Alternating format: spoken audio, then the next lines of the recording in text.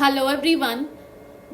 An important part of research which many a time people do not really pay much attention to is formulating the research question properly or defining your problem accurately. And in this video, I, Dr. Mariam Narona, will be sharing some insightful tips on how you can go about formulating the research question accurately and save yourself a lot of time which you would otherwise waste putting your time and energy in the wrong direction just because you were not able to formulate the research question. Also, many a time, a failure in defining the problem or stating the research question clearly is something that crops up in your open defense of your Viva, PhD Viva, or your thesis or dissertation, whatever you are defending. And let's look at how you can avoid this. Firstly, I would say please invest some time in formulating the research question.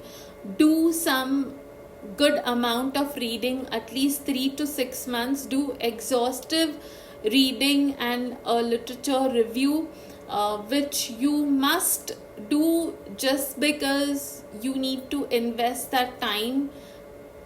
And believe me, this investment will pay off in future because you would have done a very good job in formulating a research question and defining the scope of your study. So firstly, identify a general area of interest.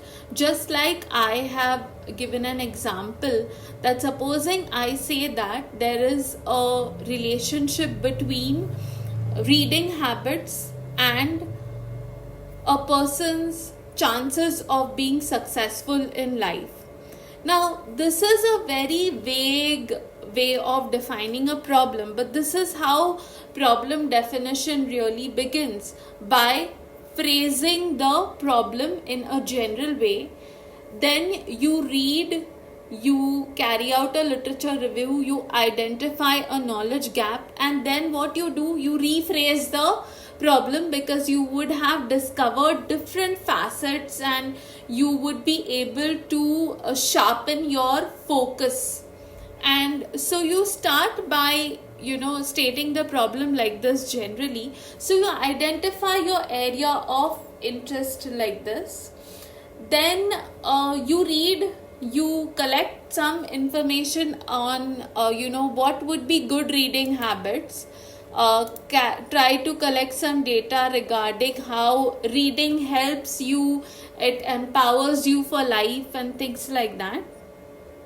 You also need to define your theoretical framework in terms of, okay, by a reading habit, what do I mean? I mean a person with a certain level of literacy, and how many hours per day or how many books in a year would I say is good reading.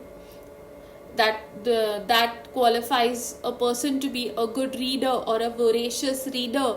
And then I have to define success. What do I mean by success? So if I have to define success, I would have to say, okay, I know that Elon Musk reads a lot. I know that Warren Buffett reads a lot. I know that Bill Gates is a voracious reader. And so let me say that by successful people, I mean high net worth individuals. So this is how you start defining your theoretical framework. Now let's take this in another context. Let's take it in the context of social media usage and student performance. So we would have to say a study of the relationship between a student's social media usage and their academic performance or their grades. This is how you narrow down or zero in, and you side by side you define your theoretical framework.